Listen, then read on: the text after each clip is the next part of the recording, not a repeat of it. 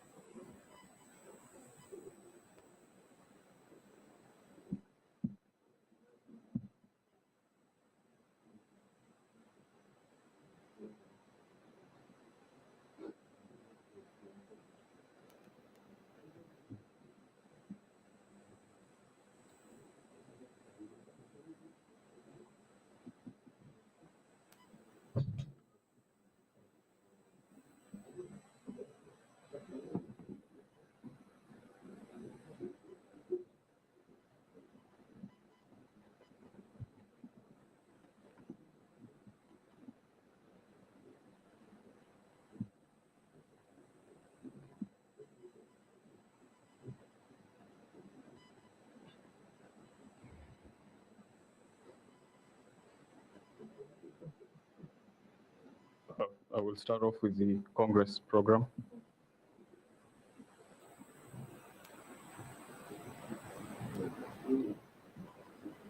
On day one, we have started our first session, which will have a coffee break between 11 to 11:15.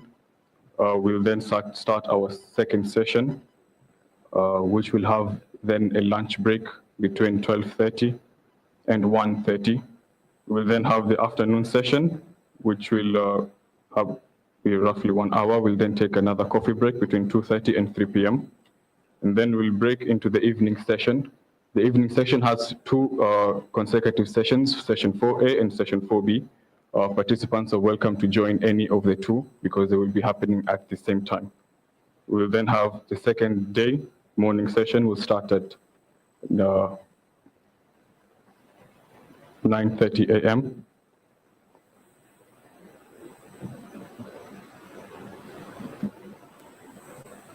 We'll then have a coffee break. Then we'll have a lunch between 12:30 and 2 p.m. We'll then have another session. Worth noting, all sessions on day two are welcome to choose whichever they want and attend that one. Day three, which will be on Friday, we'll have a common session. Then after that, we'll close the Congress. There will be a touristic dinner and tour between 1 and 8 p.m. In the unlikely event of an emergency, our designated emergency point will be at the Metropole parking lot. Because this amphitheater only has one exit, we kindly request all of you to exit in an orderly manner. These are the numbers in case of any emergencies, whether it be police or any other emergency contacts in the Turkish Republic of Northern Cyprus. There's also the hospital numbers in case if need be. For transportation, there'll be transport on all 3 days. These are the routes that we will be using and the times that we'll be using. The names of the coordinators have also been attached there. These are the Wi-Fi access points. There will be access to the Metropole Market and also if you will want the city while you are here. The restaurants that we recommend, of course, there will be many others. These are again, other restaurants that you may want to go to. These that you may worth visiting. Again, other coffee and dessert shops. These are the historical sites that are in the city. And then these are the coasts and harbors, like the Karenia Harbor. And lastly, we have markets. Any of them you may choose from.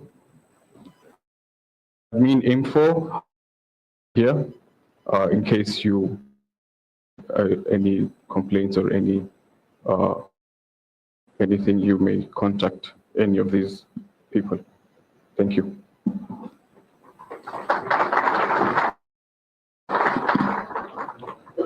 To begin with, we are honored to welcome Dr. Cengiz Mesut Bukec, President of the Congress, to the stage.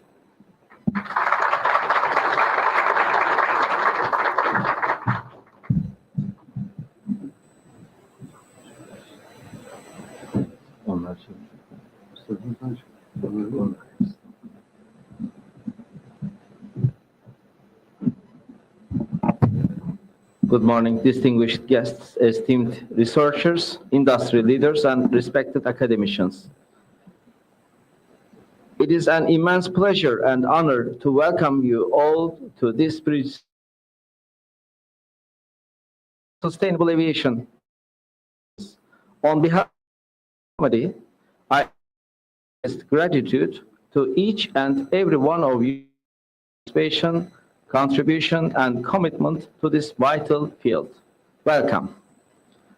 First, I would like to express and heartfelt appreciation to our supporting agencies whose unwavering encouragement and resources have made this event possible. Their belief in significance of aviation safety and sustainability has provided us with a strong foundation to explore innovative solutions and share groundbreaking research. Among the esteemed organizations and individuals who honor us with their presence today are the distinguished leaders and managers of TÜBİTAK, the driving force behind research in our country, the dedicated academicians from leading universities shaping Turkey's aviation sector, the representatives of professional aviation organizations, the esteemed managers of International Ercan Airport, the key players from ground handling companies, the quality managers of Airbus, and the quality and safety managers of Phoenix Flight Academy. By the way, I would like to express our feelings, our best wishes for Phoenix Flight Academy. They had an accident today. Fortunately, the pilot is alive. It has been an emergency landing. And our esteemed partners in flight training, Era Flight Academy, has sent their best wishes for this event today as well. We are also privileged to welcome veteran aviation professionals whose expertise has become a hallmark in the industry. A special thanks to Günsel family and the top management of our esteemed university for their continuous support and dedication to fostering an environment where academic excellence meets real-world impact. Your vision and leadership play a crucial role in advancing knowledge and practice in aviation. This Congress comes at a time when aviation stands at a crossroads. This is the reason why we are here. The industry is undergoing a transformational shift, balancing the ever-growing demands for air travel with the urgent need for sustainability and enhanced safety measures. Today, as we gather experts, scholars, and professionals from diverse backgrounds, we aim to address some of the most pressing challenges and opportunities in the aviation sector. The research presented in this Congress highlights the profound depth, the diversity of contemporary aviation studies, from green marketing in airports to digital twin technology for safety management, from AI-aided optimizing air motivation among airline employees. Our discussions promise to be insightful and thought-provoking.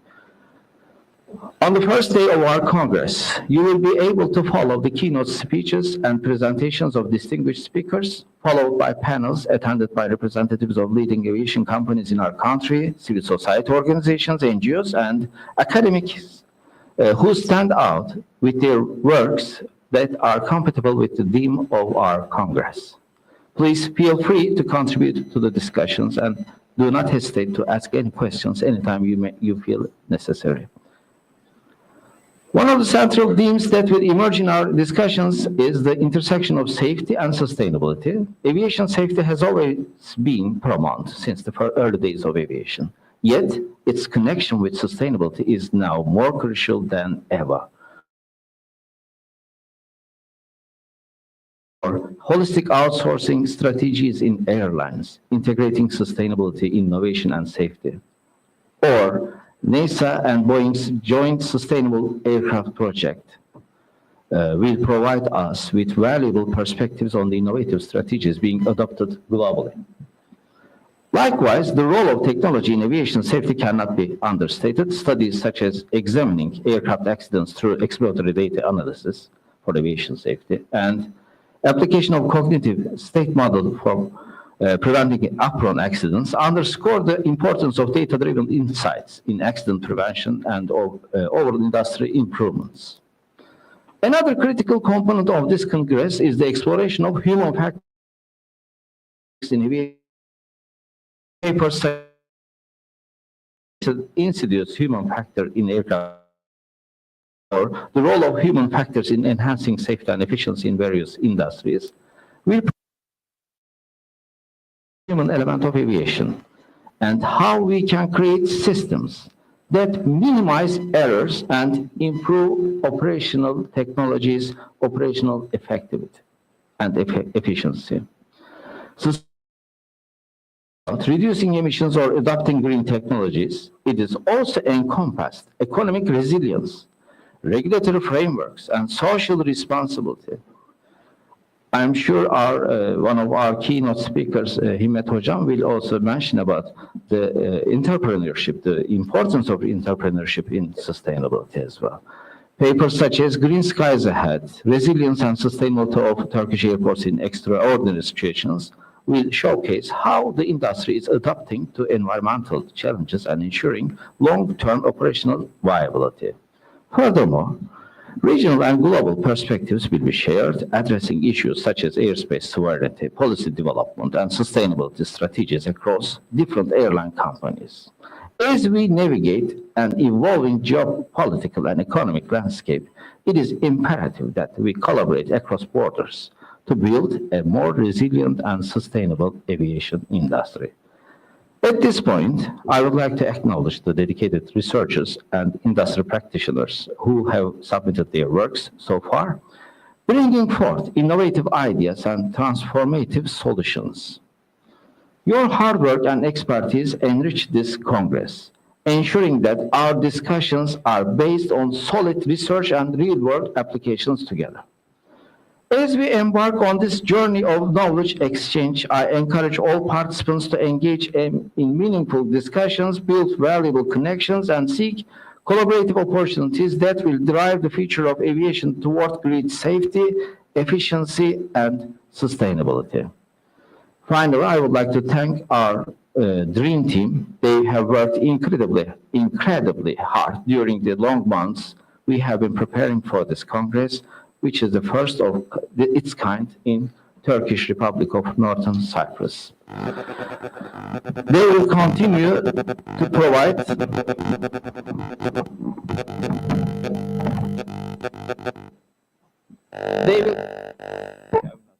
They will continue to provide incredible support by managing these sessions, discussions, and workshops throughout the Congress. I would like to express my gratitude to them in front of all of you.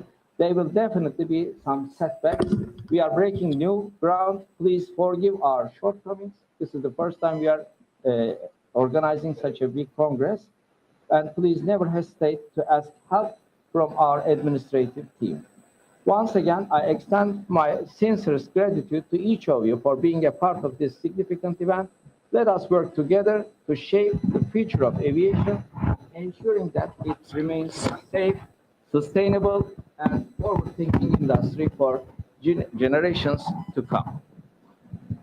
Thank you again all, and I wish you all a successful and enlightening Congress.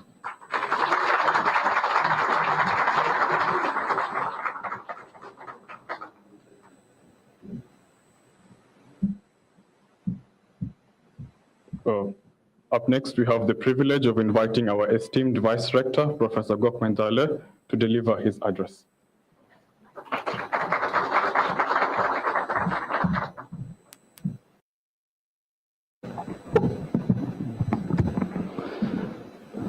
Sayın Girne Üniversitesi Rektörüm, Sayın Ulaştırma Bakanlığı Müsteşarım, Sayın Sivil Havacılık Genel Müdürümüz, Sayın Nişantaşı Üniversitesi Rektör Yardımcımız, Sayın Genel Sekreterimiz, dekanlarımız, dekan yardımcılarımız, bölüm başkanlarımız, değerli hocalarımız ve kıymetli öğrencilerimiz, 16, 17, 18 Nisan tarihlerinde 3 gün boyunca yapacağımız Safe and Clean Tomorrow 2025 kongremize hoş geldiniz. Ayrıca günaydınlar diyorum tekrardan.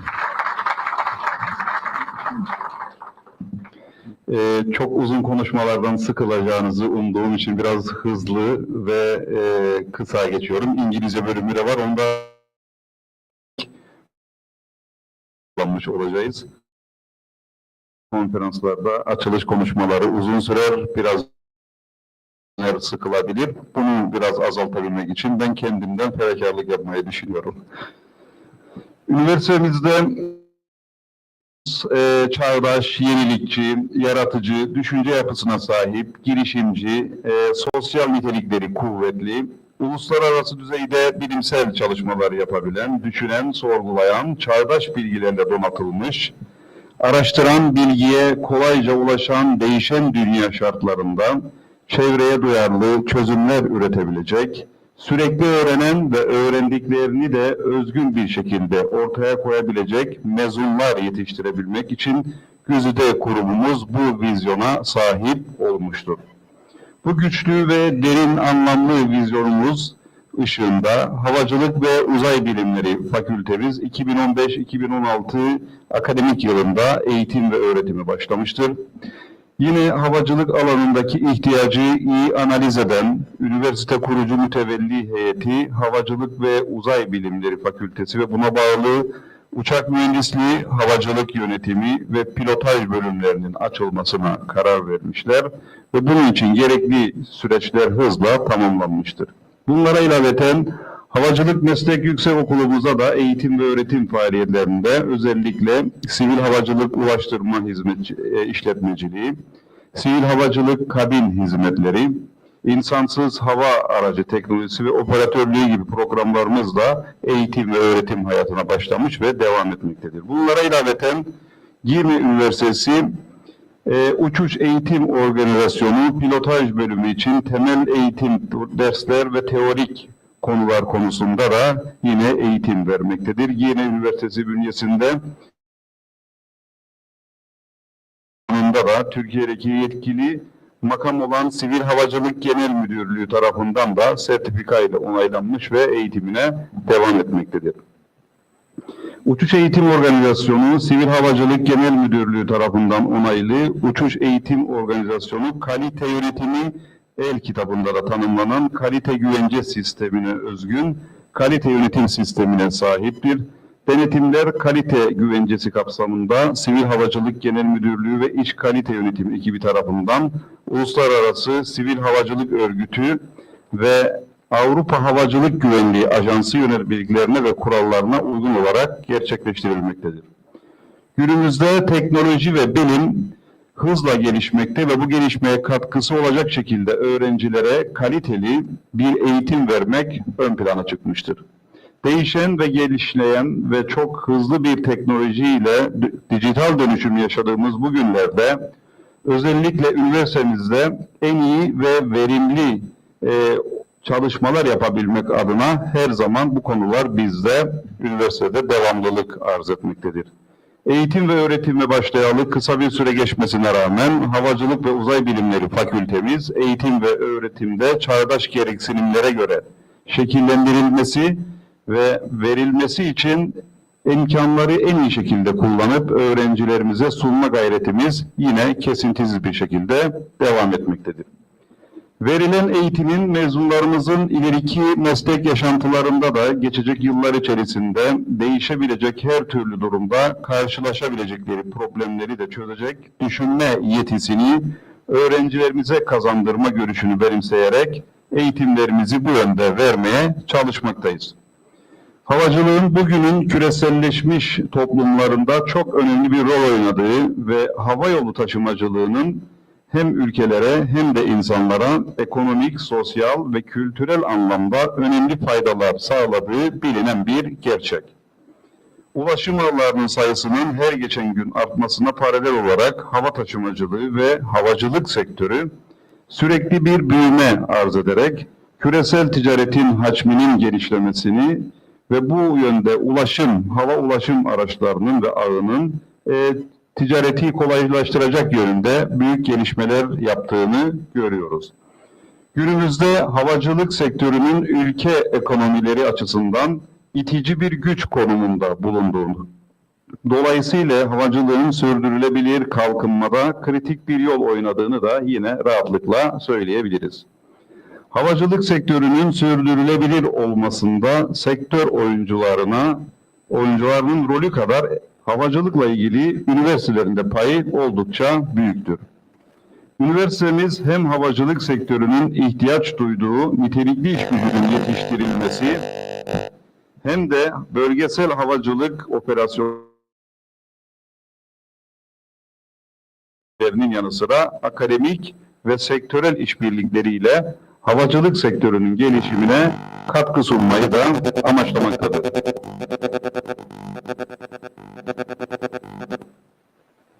Atatürk'ün de dediği gibi istikbal göklerdedir, gelecek hakikaten göklerde. Bugünün tüm tartışmalarına baktığımızda hepsi hava üzerinden yürüdüğünü görüyoruz. F-35, S-400 gibi bunların hepsi hava hakimiyetiyle ilgili olan şeyler. Artık havaya hakim olan dünyaya hakim oluyor anlayışı da daha da yaygınlaşmıştır. Anavatanımız da bu alanda oldukça çok iyi ve büyük ilerlemeler kaydettiğini de görüyoruz.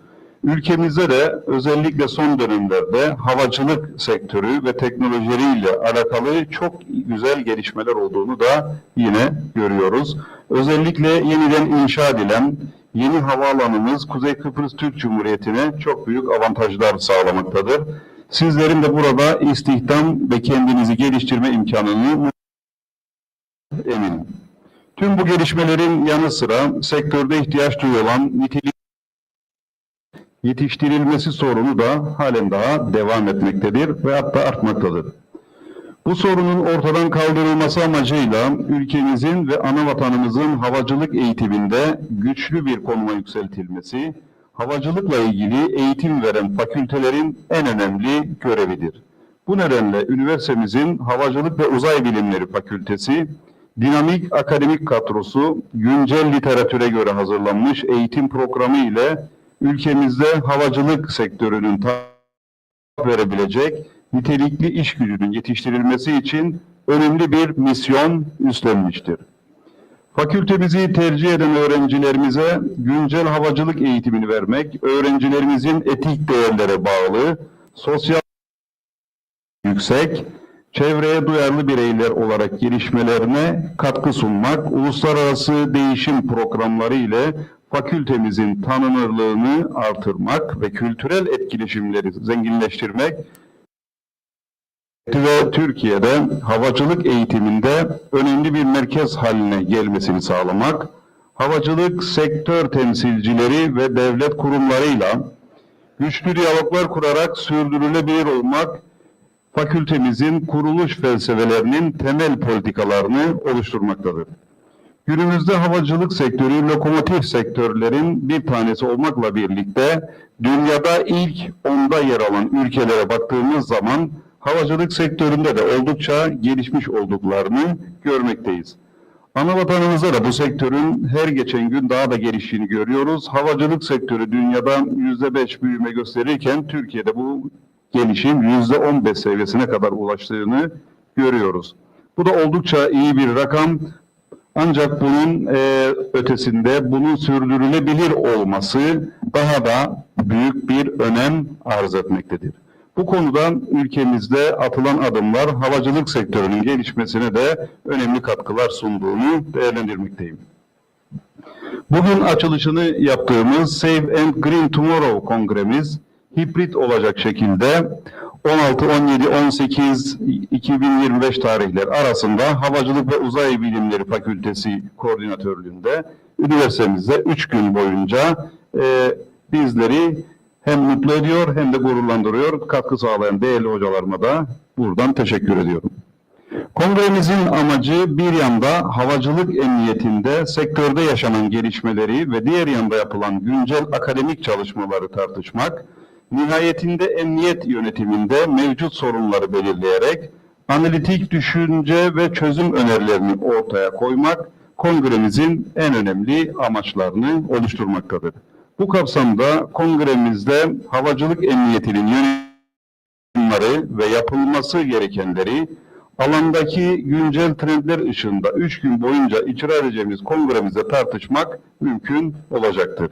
Bunlara ilaveten kongremizde sadece akademisyenlerin değil, büyük havalimanlarında önemli veya çalışmalarının da katılmış olması nedeniyle ve hem öğretim ilanlarımıza oldukça yararlı olacağını da düşünüyorum. Birincisini 2 yıl bir seminer olarak gerçekleştirdik bu kongremizde.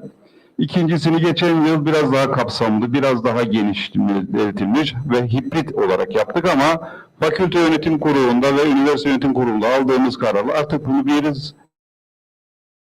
düşündük ve bu yıl ilk kez kongre olarak bu 3 gün boyunca 32 tane yurt dışından aldığım bilgi, 31 tane de yurt içinden toplam 63 ve poster sunumlarıyla birlikte Havacılık ve Uzay Bilimleri Fakültesi adına gurur duyduğumuzu ifade etmek istiyorum. Sözlerime son verirken Gazi Mustafa Kemal Atatürk'ün 1925 yılında Türk Hava Kurumu olan Türk Tayyare Cemiyeti'nin kuruluşunda söylediği gibi istikbal göklerdedir. Çünkü göklerini koruyamayan milletler yarınlarından asla emin olamazlar. Sözleriyle konuşmama son veriyorum. Kongremizde emeği geçen tüm katılımcılara teşekkür eder. Hepinize sevgi ve saygılarımı sunar. Kongrenin başarılı geçmesini diliyorum. Kısaca uluslararası öğrencilerimize ve katılımcılara da böyle biraz İngilizce söyleyelim. Dear Rector, Vice Rector, Undersecretary of the Ministry of Transport and Public Works, Department Heads, academic staff, and esteemed students. Welcome to our Safe and Green Tomorrow 2025 Congress, which we will be holding for 3 days and April 16. Our Safe and Green Tomorrow Congress, which we open today, will be held in a hybrid manner under the coordination of the Space Sciences at our university for 3 days, which makes us both happy and proud. The aim of our Congress is to discuss the developments in the aviation safety sector on the one hand and the current academic studies on the other hand, and ultimately to determine the current problems in safety management and present analytic solutions suggestions constitute the most important objective of our Congress. In this context, it will be possible to discuss what has been done and what needs to be done in the management of aviation safety in the light of current trends in the field in our Congress, which will be holding for 3 days. In addition, I believe that our Congress will be very beneficial for both our students and our staff, as not only academicians but also field experts working in major airports, major airline operators, and aircraft manufacturing facilities have participated in our Congress. I would like to thank all participants who contribute to our Congress, extend my love and respect to all of you and wish you success. Best regards. Thank you.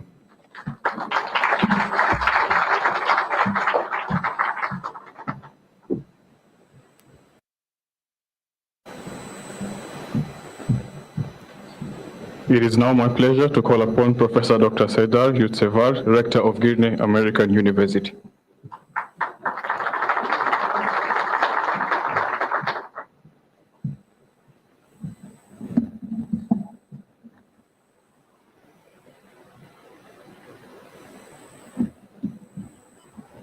Honorable Protocol, esteemed academics and dear students. I extend my heartfelt greetings to you all. It's a great honor and pleasure to be a part of such a visionary organization gathered under the umbrella of the Safe and Green Tomorrow United for a Safe and Sustainable. This Congress is not only a scientific exchange, but also an interdisciplinary form of collective wisdom where we can shape the fate of our planet future together. Today, we are here to emphasize sustainability and safety are not merely conceptual goals, but the future that must be built through concrete. In my speech, I would like to address the themes of sustainable aviation and aviation safety and share my thoughts under the title building the future of sustainable and safe aviation through academic collaboration. Globally, approximately 100,000 commercial flights take place every day. This mobility undoubtedly creates great value in terms of economic development and globalization. However, it also comes with an environmental cost. The aviation accounts for 2.5% of global carbon emissions, and due to high altitude emissions, its impact on climate change can be significantly higher. This is where sustainable aviation becomes crucial. Sustainability is not limited to technology alone. Social sustainability components such as just transition, employee well-being, education, and awareness must not be overlooked. The adoption of aviation professionals of new technologies in service training programs and updated university curricula are all essentials in this regard. Aviation has historically been synonymous with safety. However, today, boundaries of aviation safety have expanded, become more complex, and taken on multiple layers. We are no longer just talking about mechanical features, we are now addressing the direct effects of the climate crisis, cyber attacks, the management of human-machine interaction. Numerous incidents in 2023 and 24 have demonstrated how fragile flight safety can be. In particular, climate-related factors such as extreme heat, sudden turbulence, and icing directly impact flight safety. Attacks on flight control systems or data breaches are now serious safety threats. Issues like pilot fatigue, communication errors, and poor crisis management can remain the weak links in the system, regardless of technological advancement. The solution lies not merely in more automation, but in cultivating a comprehensive safety culture. From flight crews to maintenance engineers, from air control to ground services, everyone must become an active and conscious link in the safety chain. Today, the aviation sector stands not only at the forefront of technology's progress, but also at the heart of the global environmental challenges.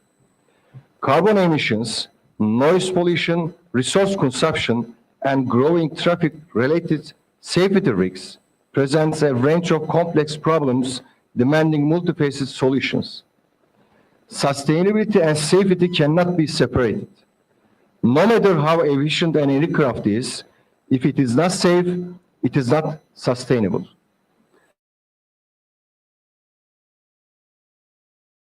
Cannot exist in the long term. In the context, the academic world must not only produce knowledge, but act as a driving force for ethical, environmentally responsible, and innovative solutions. Academia must take on the responsibility not only of knowledge production, but also of designing the future.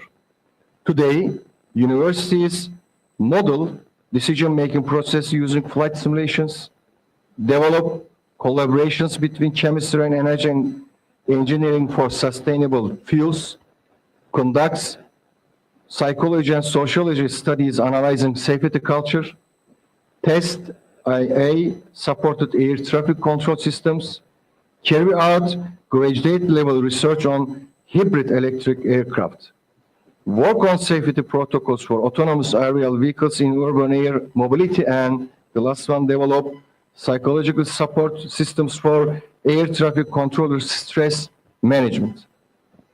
These studies are not only academic achievements, but they are also the seeds that plant a mindset of science, sustainability, and safety. The minds of future pilots, engineers, decision makers, and leaders. Moreover, it's a fundamental duty of universities to prepare younger generations for this vision through joint curricula, internship programs, and research consortia established in collaboration with the industry. Let us not forget, the impact of a university is not measured solely by the number of publications, but by knowledge offers solutions to real world problems. Because today, the aviation sector is undergoing a transdisciplinary transformation. It must now engage not only with engineering, but also with environmental sciences, artificial intelligence, psychology, law, and even sociology.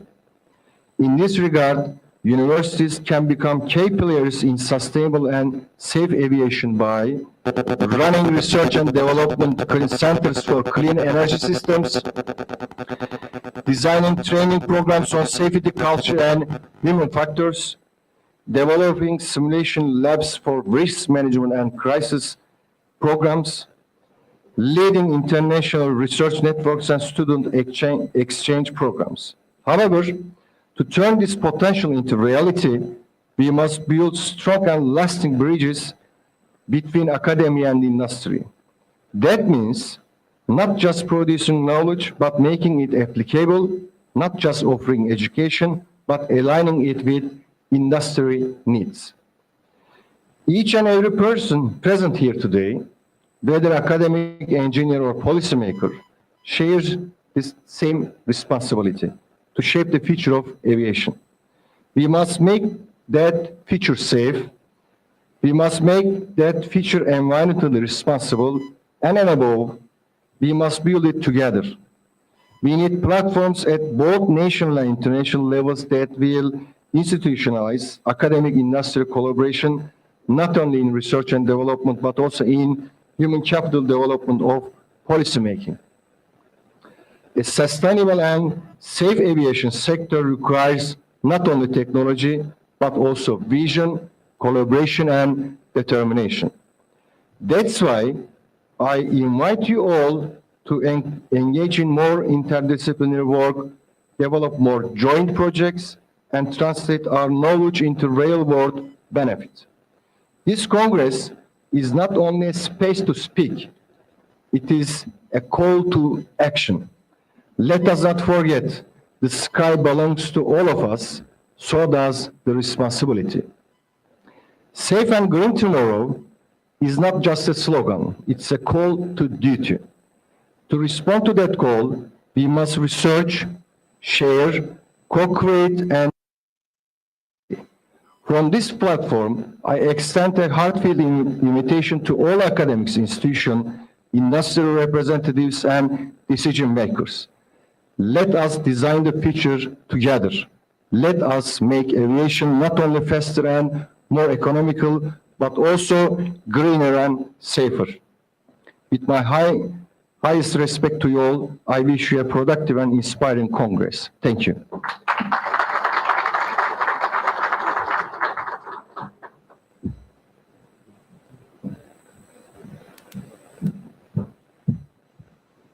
As a memory of the day, I invite our Vice Rector, Professor Gokmen Dale, to award the Rector of Green American University, Professor Dr. Serdar Yurtsevar, with his certificate.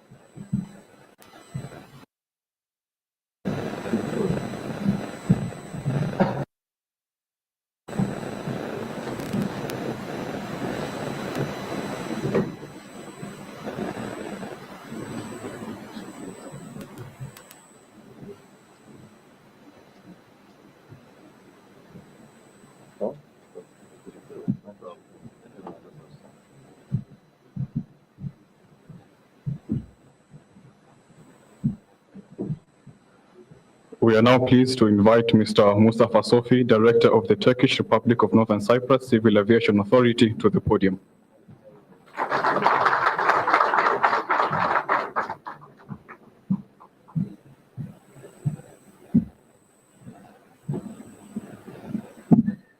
Sayın Müsteşarım, Sayın Rektörlerim, değerli hocalarım, sevgili öğrenciler, hepinizi şahsım ve mensubu bulunduğum sivil havacılık ailesi adına saygıyla selamlıyorum.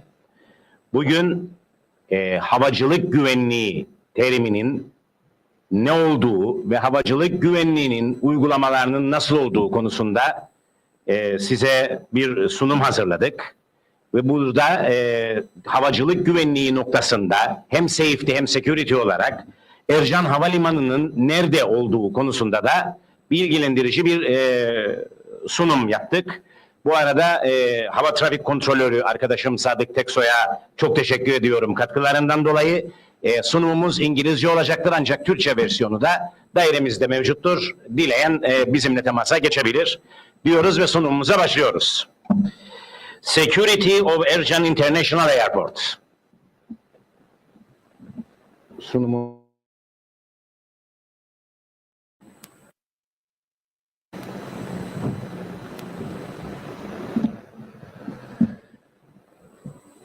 Evet. First of all, we must talk about the airports.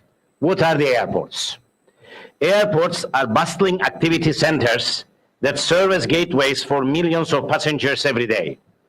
As places where many people gather for various facilities where domestic and international travel takes place and are commonly used by nearly everyone. However, airports inherently involve numerous and risks. What is the airport security? Encompasses a series of procedures and technological implemented to ensure the safety of passengers and personnel, secure aircrafts and airport premises, and eliminate potential threats. Hazards are not limited to threats can also originate from staff, cargo, catering, maintenance, and cleaning materials, and various products sold at the terminal. Therefore, for an acceptable level of security, all elements of the airport, in addition to passengers and baggage, must undergo security checks. Given that millions of passengers and tons of cargo are transported daily across the globe via airports, these security measures are of vital importance. Globally, such measures have always been a top priority for governments and aviation authorities. These measures help prevent terrorist attacks, smuggling activities, and other crimes. Given evolving global threats and advancements in technology, ensuring passenger safety and well-being remains a constant challenge. While airport security has made significant strides over the years, the future promises even more innovative and efficient measures to protect both passengers and facilities. Security can be examined under 5 main headings: flight safety, aviation security, air traffic management safety, human factors, and emergency procedures. These elements are interconnected, and each step is alone crucial. Any disruption or error in one area can adversely affect the others, leading to serious consequences. Thus, ensuring airport security from passenger entry to safe aircraft navigation is critical at every single stage. Airport security must be considered from a broad perspective. It includes fencing the perimeter, separating airside from the landside, conducting passenger and sequences, and more. From airport entry to boarding and from takeoff to arrival, each phase of travel involves key security controls. In airports. Today's airport security practices combine physical screenings, X-ray scanners, metal detectors, baggage inspections, and detailed baggage checks. Passengers' luggage is screened via X-ray or manual search to prevent prohibited or dangerous items from being brought on board. passenger screening. Passengers undergo ID verification with passport and ticket checks. Body scanners and metal detectors are used for added security. Cargo security, high-risk cargo and parcels undergo specialized checks using big X-ray scanners and explosive detection devices. Airports are staffed with experienced security experts who are constantly updated to ensure safety.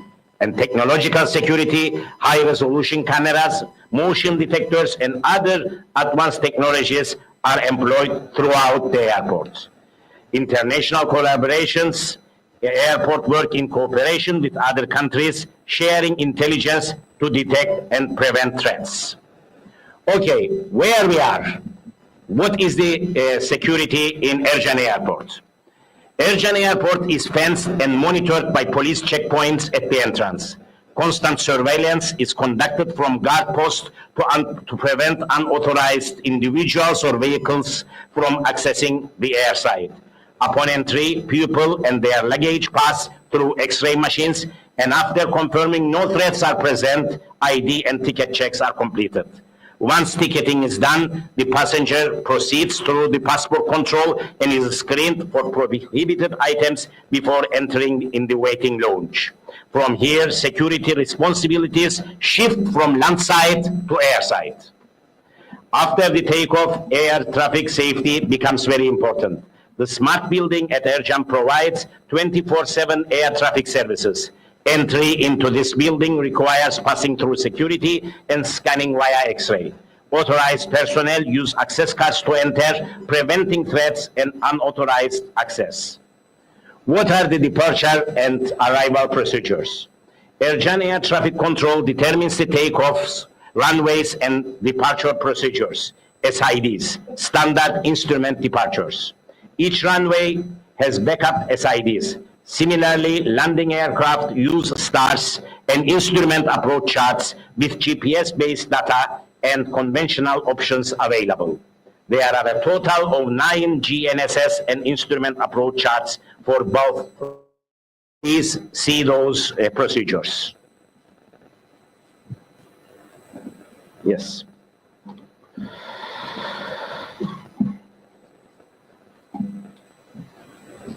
ILS is the primary approach system on runway 29 with VOR and DME as a backup. ILS consists of markers, glide path, and localizer. It is shown in the figure. Technology and safety systems. Advanced technology in the smart building allows real-time control over every flight phase. New radar systems offer detailed aircraft data, not just visuals. Safety nets like APW, area proximity warning, and minimum sector altitude warning alert controllers about airspace or altitude-related risks. Onboard system like ACAS or TICAS alert pilots directly in case of potential mid-air conflicts. You can see in the picture the old and the new radar systems. At Ercan, every phase, from airport entry to final landing, is closely monitored with backup systems in place. The new terminal, equipped with cutting-edge technology, enhances security from entering to boarding and landing. The smart building oversees airspace using radar boards, weather displays, synchronized plans with Turkey, and navigation procedures. Thank you for listening.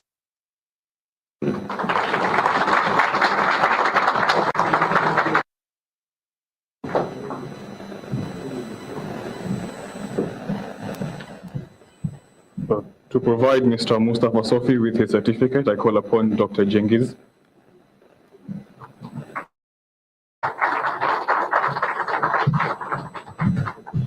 Teşekkür ederim. Umarım faydalı olmuştur.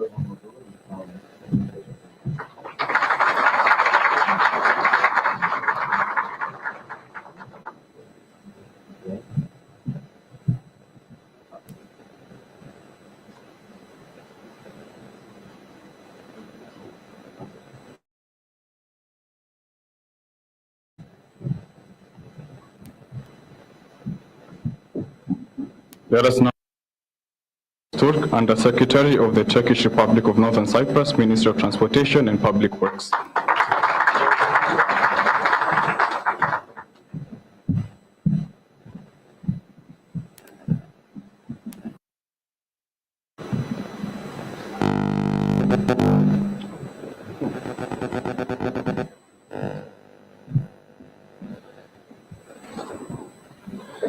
Değerli hocalarım,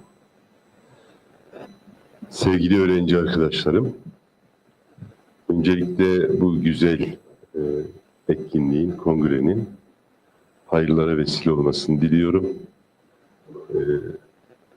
Ülkemizde gerçekten havacılık, genel anlamda ulaşım büyük önem arz etmektedir. Bilindiği üzere ulaşımın bütün sektörler açısından özel bir önemi ve önceliği var. Bu çerçevede özellikle bu kongrenin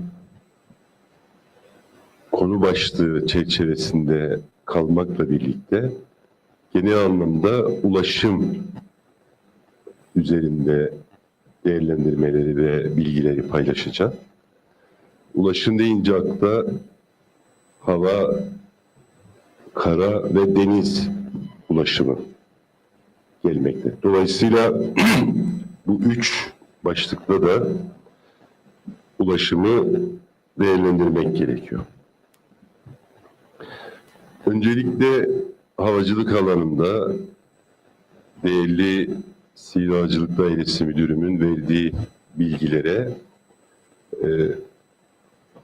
ilave bir takım bilgiler aktararak sizlerle paylaşmak istiyorum. Sivil havacılık hızlı ilerlemeye yetişebilmek için bakanlık ile çok ciddi çabalar harcamaktadır. 2023 Temmuz ayında yapımı tamamlanıp kullanıma açılan yeni terminal binası ve pisti her gün gelişen havacılık dünyasında standartlara erişme açısından en önemli adımların başında gelmektedir. Anavatan Türkiye yeni yapılan pist için gerekli CID, STAR, AIP gibi yayınların hazırlanması ve yayınlanması, kullanılan prosedürlerin, kontrollerin yapımına kadar her türlü yardımı sağlayarak bir kez daha Kuzey Kıbrıs Türk Cumhuriyeti'nin destekçisi olduğunu göstermiştir. 23 Ekim 2023'te Sivil Havacılık Güvenlik Yasası'nın yürürlüğe girmesiyle şu ana kadar tam ve toplu olmayan güvenlik standartlarını ICAO Annex 17'nin öngördüğü yere kadar yükseltmiş bulunmaktayız. Bu yasa çerçevesinde kurulan 2 adet komite bu standartların yakalanması ve devamlılığı için çalışmalarını sürdürmektedir. Kısaca EADAK yani Eğitim Araştırma Denetleme Alt Komitesi ve EUDUK Eğitim Araştırma Denetleme Uzmanları Kurulu başta acil durum planları ve hareket planı olmak üzere toplam 18 tüzük 2023 tarihinde Sivil Havacılık Dairesi Kuruluş Görev ve Çalışma Esasları Yasası değişiklikleri resmi gazetede yayınlanarak yürürlüğe girmiştir. Yapılan değişiklikler gelişen havacılık sektöründe doğru kadrolanmayı sağlamak, hava trafik kontrollerinin standartlarını çağdaş ülke standartlarına getirmek için yapılmıştır. ICAO standartlarında çalışma yapabilmesi için personel alımı ve eğitimleri devam etmektedir. Sadece yeni alınan personelin değil, mevcut çalışan personelin de hizmet işi eğitimleri yapılmaktadır. Son olarak geçtiğimiz ay meydan işletme, meydan haberleşme ve meydan itfaiye eğitimlerini tamamlayan toplam 46 Sivil Havacılık Dairesi personeline diplomaları takdim edilmiştir. Ercan Havalimanı'na yeni yapılan 29L 11R pisti sayesinde artık Ercan Havalimanı'na Boeing 777 ve Airbus 350 gibi büyük gövdeli uçaklar da iniş kalkışlarını rahatlıkla yapabilmektedirler. Dünyada son trend olan heli taksi uygulaması olan helikopter taksicilik de 1-4 Mayıs 2025 tarihleri arasında KKTC'de ilk olarak çok büyük bir organizasyon olan Teknofest hazırlıkları da son sürat devam etmektedir. Bayındırlık ve Ulaştırma Bakanlığı ve Sivil Havacılık Dairesi olarak her geçen gün ilerleyen havacılık sektöründeki yenilikleri takip ederek Ercan Havalimanı'nı en güncel seviyeye taşıyabilmek amacıyla anavatan Türkiye'miz ile el ele çalışmalarımız devam etmektedir. Değerli katılımcılar, ulaşımda özellikle iç ulaşımda önemli yer tutan karayolları ulaşımı ile ilgili de paylaşımda bulunmak istiyorum. Karayolları Dairemiz 1974 ile 1985 yılları arasında genellikle mevcut yolların bakımı, ıslahı ve yeni bağlantı yollarının yapımından sorumluydu. İlk yıllarda hedef en ücra yerleşim birimine ulaşımı sağlamak, daha sonra da yol ağını iyileştirmekti. 1985'ten sonra yollarımız bölünmüş yol, 1. sınıf, 2. sınıf, 3. sınıf ve stabilize yol olarak sınıflandırıldı. 2 Ekim 1985 tarihinde Türkiye Cumhuriyeti ile Kuzey Kıbrıs Türk Cumhuriyeti arasında imzalanan Karma Ekonomik Komisyonu 8. dönem protokolü çerçevesinde KKTC karayolu ağını iyileştirme ve geliştirme işinin yerine getirilmesi görevi Karayolları Genel Müdürlüğü'ne verilmiştir. Bu bağlamda Karayolları Genel Müdürlüğü 1988, 2000, 2010, 2020 ve son olarak 2021-2030 yıllarını kapsayan Karayolları Master Planı'nı hazırlamıştır. Karayolları Dairesi ve Karayolları Genel Müdürlüğü, KKTC Kontrolörlüğü işbirliği içinde Master Plan kapsamındaki çalışmalar yürütülmektedir. Bu kapsamda Güzelyurt Lefke, İskele Çayırova, Lefkoşa Kuzey Çevre Yolu ve Balalan Yeni yolları hizmete açılmış olup, Master Plan Uygulama Protokolü kapsamında 322 kilometre köy yolu yapımı devam etmektedir. Bugüne kadar bu protokol kapsamında bulunan 320 kilometrelik kırsal kesim yolunun 155,5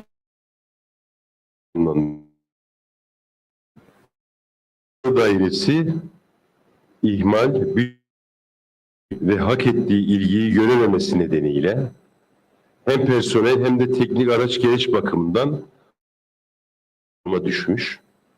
Neredeyse iş yapamaz hale gelmişti.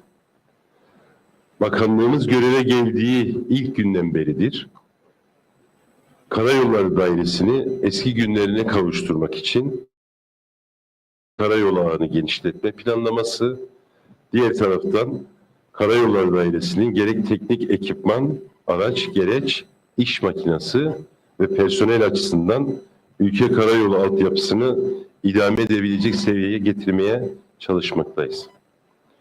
Bugünün verilerine göre dairenin 350 kişilik işçi kadrosunun 41 işçi, 95 kişilik memur kadrosunda ise 33 memur aktif olarak çalışmaktadır. Amacımız Karayolları Dairesi'ni mühendisi, mimarı ve işçisiyle tam kapasiteyle çalışan, ülke karayolu ağının bakım onarımını eksiksiz yapabilecek seviyeye yükseltmektir. Karayolları Dairesi yol bakım onarım ve yenileme çalışmalarını yukarıda bahsettiğim sebeplerden dolayı ihale yöntemiyle yapmaktadır. Kuzey Kıbrıs Türk Cumhuriyeti'nde yurt içi ulaşımın tamamı karayolu taşımacılığı ile sürdürülmektedir. Karayolları Dairesi'nin sorumluluğu altında bulunan toplam yol ağı uzunluğu yaklaşık 2500 kilometredir. Bu yol ağının yaklaşık 2000 kilometresi asfalt kaplamalı, 500 kilometresi ise stabilize yoludur. Orta ve uzun vadeli karayolu yatırımları insan odaklı, çevre dostu, kendini ifade eden ve affeden bir güvenlik anlayışına sahip, mobilite, erişim, konfor, teknoloji ve diğer ulaşım modları ile entegrasyonda gelişmiş ülkelerdeki karayolları altyapısına ulaşmayı hızlı, sürekli ve en ekonomik şekilde karayolu kullanıcılarının hizmetine sunmayı hedeflemektedir. Lefkoşa'nın şehir içi transit trafiğini rahatlatmak amacıyla inşa edilen ve 11 kilometrelik ilk etabı Temmuz 2021'de açılan Lefkoşa Kuzey Çevre Yolu'nun 4,6 kilometrelik ikinci etabının yapım çalışmaları 2024'te başlamıştır. Buna ek olarak Lefkoşa Kuzey Çevre Yolu, Lefkoşa-Girne ana yolunun kesiştiği noktaya inşa edilmekte olan Girne Köprülü Kavşağı'nın temeli geçtiğimiz Ocak ayında atılmıştı. Lefkoşa Kuzey Çevre Yolu'nun her iki etabını birbirine bağlayacak olan Köprülü Kavşak ile birlikte yolun ikinci etabının da tamamlanmasıyla Gönyeli Çemberi trafiğinin büyük ölçüleri atlaması, söz konusu güzergahta seyahat süresinin 21 dakikadan 9 dakikaya düşmesi ve yakıttan yıllık 1,3 milyar lira tasarruf sağlanması hedeflenmektedir. Köprülü Kavşağı'nın 1 Mayıs 2025'te Lefkoşa Kuzey Çevre Yolu ikinci etabının ise Temmuz 2025'te hizmete açılmasını öngörmekteyiz. Bir yandan karayolları çalışmalarımız sürerken diğer yandan alternatif ulaşım sistemleri konusunda da çalışmalarımızı ilerletiyoruz. Bilindiği gibi ülkemizde uzun yıllar hizmet veren ve Lefke'den Gazi Mansur'a uzanan bir demiryolu hattı vardı. Hedefimiz bu demiryolu hattını yeniden hayata geçirmek ve ilk etapta Lefke'den Gazi Mansur'a ulaşım sağlayacak bir hafif raylı sistem hizmete sokmaktır. Bunu başardığımız takdirde hem doğu-batı aksındaki trafiği rahatlatacak, insanlara güvenli ve hızlı bir alternatif sunmuş olacağız. Lefke-Gazi Mansur demiryolu hattının başarılı olması halinde de bir sonraki hedef Gazi Mansur'a İskele, Karpaz ve sahil şeridinden gidecek Girne-Karpaz hatlarını oluşturup hem halkın hem turizmin hem de ülkemizde öğrenim gören öğrencilerimizin hizmetine sunmaktır. Karayollarında trafik ve yol güvenliğinin sağlanması için etüt çalışmaları yapılarak proje hazırlanmaktadır. Ana yol aydınlatma projeleri kapsamında kavşakların aydınlatılması sağlanmaktadır. Kavşaklar için peyzaj projeleri hazırlanarak yeşillendirilmesi hedeflenmektedir. Diğer yandan Karayolları ve Bakanlığımız yol güvenliğini artırmak için de çalışmalarını sürdürmektedir. Karayolları Dairesi, yol güvenliğinin önemli bir unsuru olan kavşakların aydınlatılması ile ilgili çalışmalarını sürdürmekte.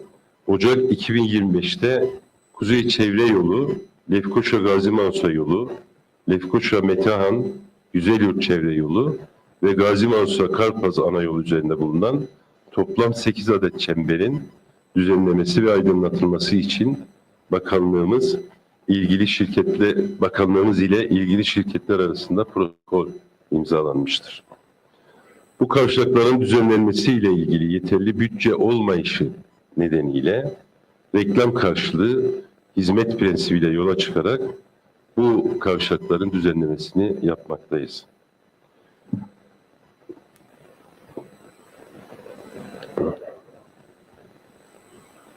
Bu çalışmalar yapılırken elbette ki trafik güvenliğini tehlikeye düşürmeyecek şekilde bir düzenleme yapılmaktadır. Buna ek olarak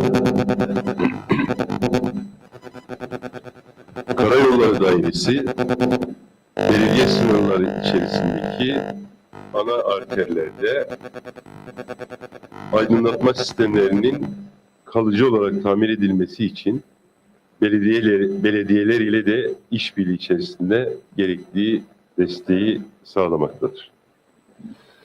Değerli hocalarım, sevgili öğrenci kardeşlerim, ülkemizdeki ulaşımla ilgili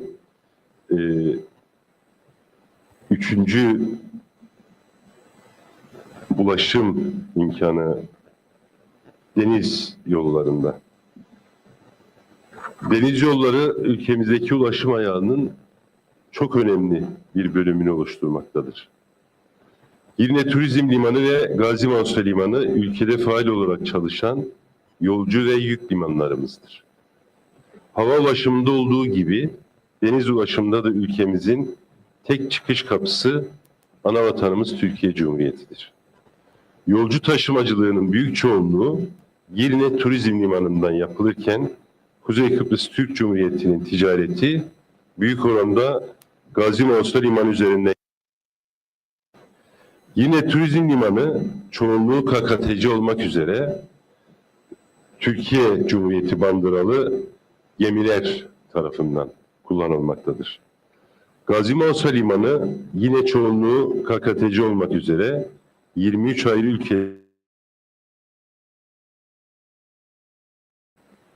ülkemizde deniz taşımacılığı yük, roro ve yolcu gemileri tarafından yapılmaktadır. Geçtiğimiz yıl yine Turizm Limanı'na 850 KKTC bandıralı olmak üzere toplamda 934 gemi uğramış ve bu gemilerle 536.311 ton yük, 164.008 yolcu ve 37.495 araç ülkeye girmiştir. Yine geçtiğimiz yıl Girne Turizm Limanı'ndan 934 gemi ayrılmış ve bunlarla 7.118 ton yük, 157.813 yolcu ve 34.207 araç çıkış yapmıştır. Aynı dönemin Gazi Mansur istatistiklere baktığımızda 1161 gemi ile birlikte 2.392.445 ton yük, 27.323 yolcu ve 29.762 araç giriş yapmış. 1362 gemi ile 183.646 ton yük, 29.965 yolcu ve 31.280 araç çıkış yapmıştır.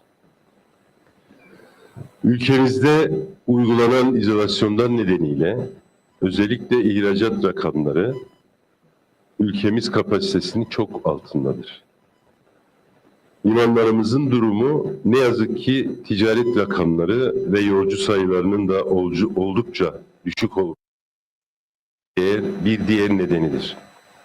Son hazırlanan raporlar Girne Turizm Limanı ve Gazi Mansur'a Limanı'nın acil müdahaleye ihtiyaç duyduğunu göstermektedir. Gazi Mansur'a Limanı'ndaki rıhtımın çökme tehlikesi bulunurken hizmet binaları da yetersiz kalmıştır.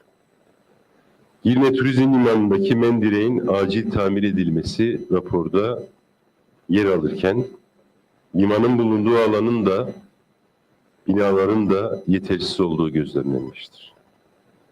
Limanlarımız ülkemizin dünyaya açılan en önemli kapısıdır. Teşkil ettikleri öneme orantılı olarak devletin ilgisini hak ediyor.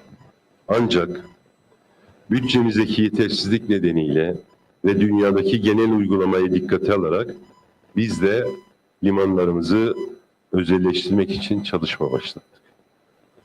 Limanların özelleştirilmesiyle birlikte limanı kruz gemilerinin de uğrayabileceği tam kapasiteli bir turizm limanına dönüştürülecek.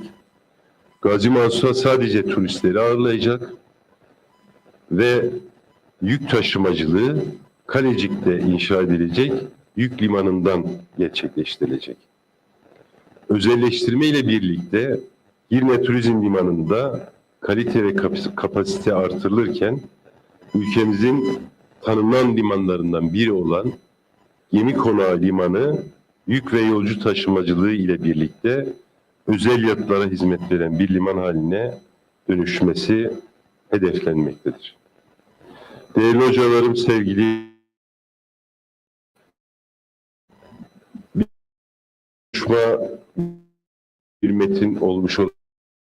Ancak zaten sizlere teknik anlamda, profesyonel anlamda bilgiler de verilecek. Bakanlığın durumunu hava, kara ve deniz ulaşımındaki çalışmaları paylaşmaya çalıştım. Umarım yararlı bilgiler olmuştur. Hepinize bu çalışmaların hayırlı uğurlu olması dileğiyle sevgi ve saygılarımı sunuyorum. Teşekkür ediyorum.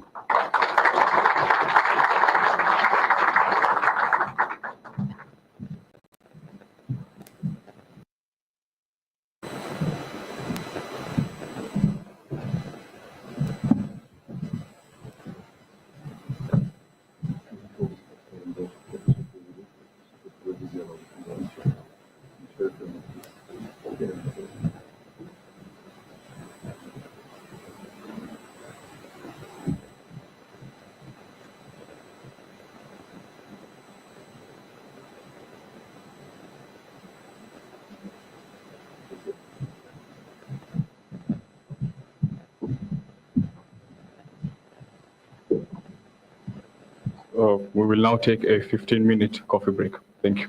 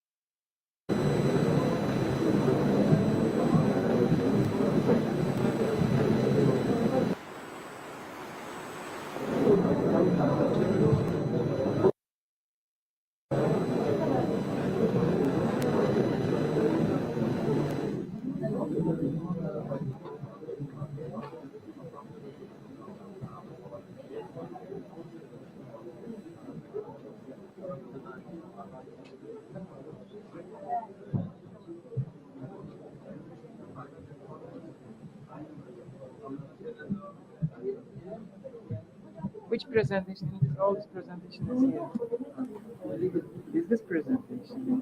See,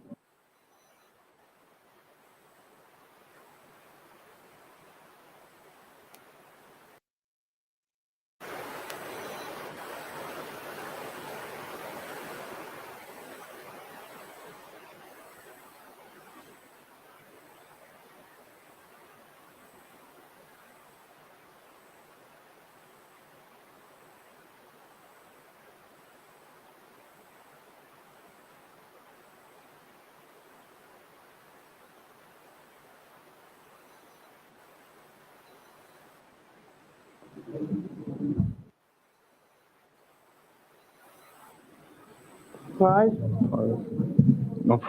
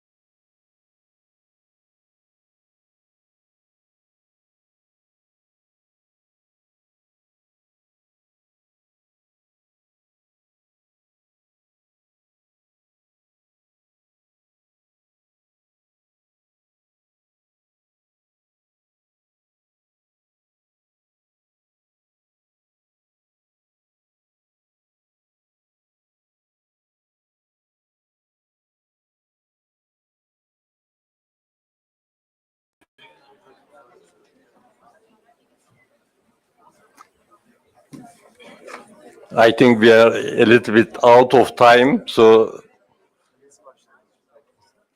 it would be good to start now. So I want to invite Uğur Yozgat to make his presentation. I think he can introduce himself too.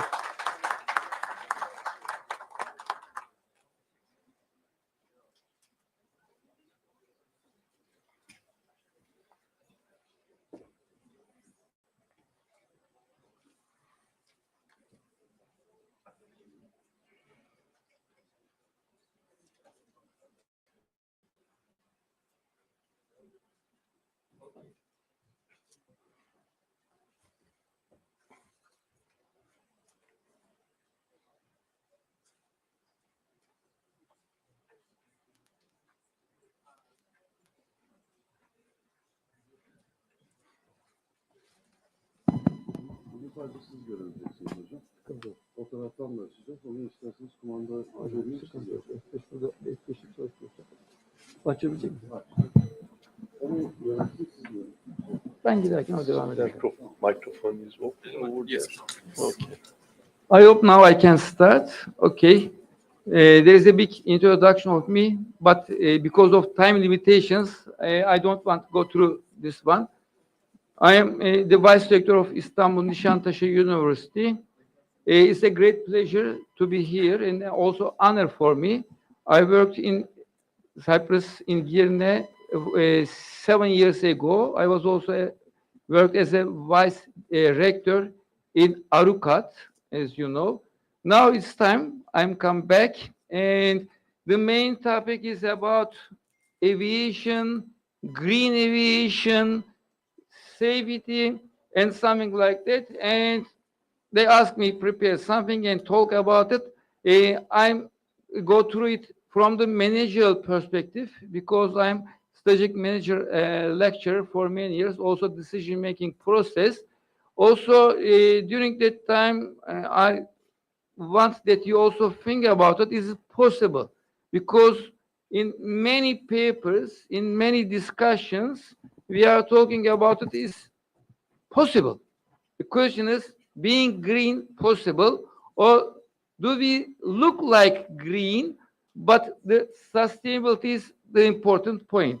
First of all, I want to start, everyone knows the definition of sustainable aviation. We want to continue, we want to be here for many years, but it depends on many factors. Some of them, I'm gonna mention them. In the other sessions, all the present this one, but we should never forget this definition, because if we don't use the same words, wordings or definitions, then we are not able to make any conversation, any discussion, because if you look from different perspectives, then we are not able to come a conclusion. This definition is important because it says there is a need for many practices, as mentioned to technology is very important, and we try to minimize the environmental impact of air travel while maintaining safety and also operational efficiency. I was very happy. I heard the new airport of Ercan with the newest technology, the smart technology. I'm very happy for this one. And also, we also trying to find new ways. We call it innovation in aircraft design, because we have to change the design of many aircrafts, and many companies are trying to do it. But you know, by the whole world, not in Cyprus, not just in Turkey, there's problems. There are crises by all over the world, and we don't know what will happen after the Trump in USA. Everyone is waiting. But on the other side, the China is approaching, and maybe they have many innovations. We're going to see maybe many Chinese airplanes in the future. Also, the technology we are still using, because the main parts are coming from China. And energy usage, we are trying always to use different energies. But anyway, and many operational practices that contribute to reducing carbon emissions. The main idea is reducing the carbon emission. And also the noise is another problem. If you see by the airplanes, all the technicians comes. We always try to reduce this noise. And what are the environmental impact reduction? We need strategies. As I said, I'm working in strategic management. We should always find some strategies. Without strategies, it is not possible to make it. We have always some ideas, some aims, some targets, and we should try always find a way. And what for? For minimizing the emissions, noise pollution, resource consumption form the backbone of sustainable aviation. This includes adaptation practices that reduce waste and utilize natural resources responsibly, contributing to preservation of biodiversity and ecological, of course, balance. You know, the fuel is very important. We should find a way to enhance the fuel efficiency. Is not just about cost savings. Of course, we always try to use less fuel, but also imperative to reducing greenhouse gas emissions. There are also a lot of rules. I'm gonna tell you some of them.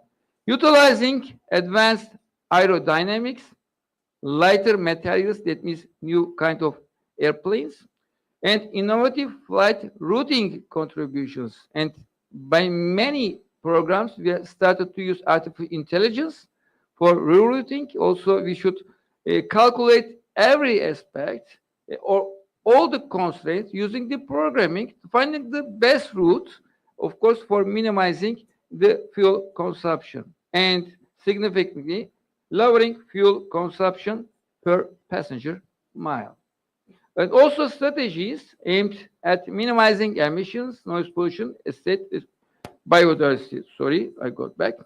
And at that point, we should find alternative fuel. It's not possible to continue with the same methodology. We should find something else. The development and adaptation of alternative fuels such as biofuels and synthetic fuels, and crucial for achieving a lower carbon footprint in aviation. These fuels aim to provide similar performance to traditional kerosene-based fuels while significantly reducing life cycle carbon emissions. At that point, of course, if you don't put any regulatory framework, the aim is fly net zero, this zero carbon emission. Of course, this is not possible, just the aim. Robust regulatory frameworks play a pivotal role in guiding the aviation industry towards sustainable practices. Because if you don't put any regulations, any rules, nobody will care about it. Because all of them has some cost. From the business perspective, we always check a balance. What is the cost? What is the profit? What is the income? What is the output? And policies that govern emissions, standards, fuel types, and operational efficiencies are critical in promoting sustainable innovation. For example, the aim for IATA is net zero emissions by 2050. That means now we are in 2025.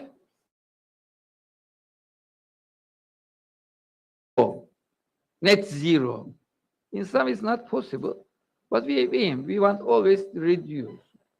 And 65% of this comes from sustainable aviation fuel, not which we are using now. We have to change it, use different fuel. 13% comes from new technology. Examples are electric or hydrogen. We should find a way to change the infrastructure and also with operational efficiencies. Of course, 19% comes from offsets and carbon capture. But if you look to these percentages, the most important point, which looks like at that point, is the fuel consumption. The other part is just 35%. That means just of that depends on of fuel. We should find some, and they are forecasting airport transfer traffic till more than 10 million. And by the second table, net zero, we should find a way to read. We have more planes, why we have more traffic. That means the people like traveling with the airplanes because the time is shortened. The time is very important for us. Of course, the prices are not like in some of before the COVID days, because almost everything is higher, the prices. Although you compare with dollar prices, not Turkish lira, they are still expensive. They are still expensive. And the ICO is also mentioned. They have a strategic plan from 2026 again to 2050, because 2050 is very important for us. We want to net zero carbon emission. We have to strive to achieve the global long-term aspirational goal of net zero carbon emissions for international aviation by 2050, and ensure that international aircraft noise and emissions are mitigated to the lowest level possible. This word is very important, possible. That means we don't give any value, we try our best. But nobody knows what is the lowest level is. We just try. And with international, of course, provisions. Additionally, adapt aviation operations and infrastructure to the impacts from climate change. Okay, another topic is climate change. Many people say we should care about it. The people say the world find a way to find a new way. Doesn't matter. And also, the Airport Council International has a report. I put this there because whoever interested in these topics, they should read this report. You can easily find if you take a picture of that. And anyway, I can share my PowerPoint slides. You have to read it. This is European airports committed to achieving also and maintaining net zero carbon emission, because not just the planes, also the airplanes should make something, because they're all together. This ecosystem, not just one partner. Every partner should take a responsibility in this. And also, UE has very strict regulations. Also, you can look to the report of AU. All of the partners, all of the stakeholders has the same aim till 2050, net zero. But all of them try to find some strategies, because they have some different partners, co-partners, co-workers.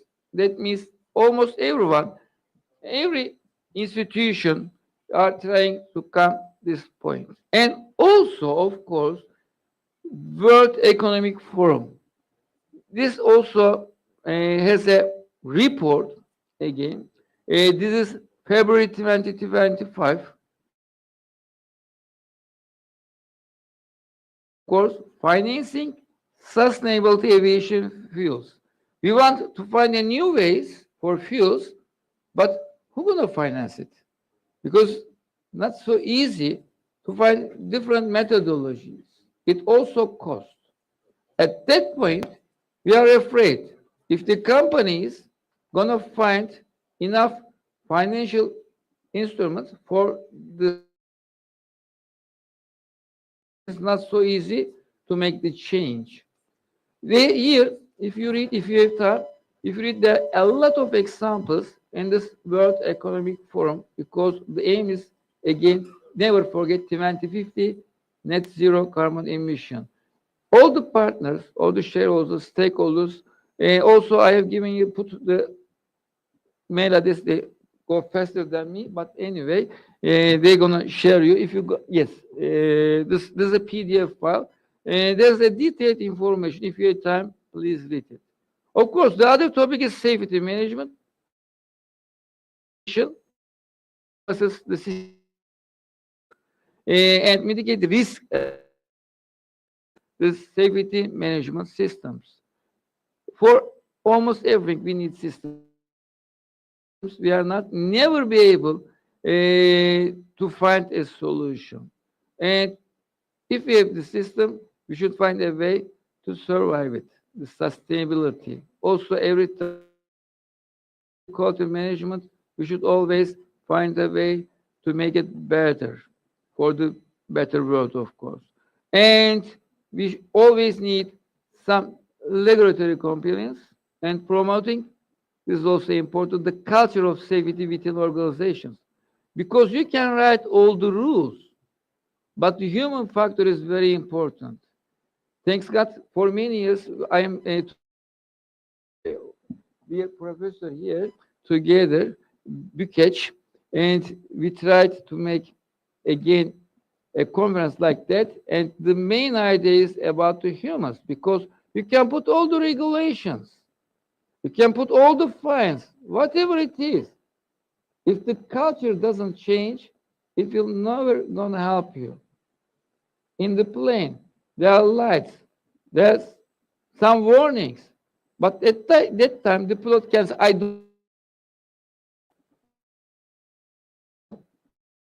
don't know, because there's always some percentages. Trust in himself, I can do it. Maybe he can do it, we don't know. You can never know. It's a plane.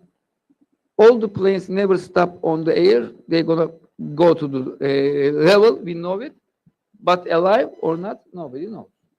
At every point, the human, therefore, the university is just giving the technological part of it, but the culture. If you don't believe it, if you use the plastic and you don't put them, if you don't separate them, then what about we are talking about? Because in many papers, we have also one paper we are trying to, we look like green. We are never green. We look like green. We like it to look like green, because if we tell that we are greener, we hope that the consumers buy our products by paying more because we are green, something like that. And the safety management systems, I don't want to go detailed in this because of them, but the safety is important. We can have the systems, but we need assurance. We should find a way that the sure 100%. Of course, there are many companies who test it, give us the papers that we are assured, some certificates, ISO certificates, or whatever it is also.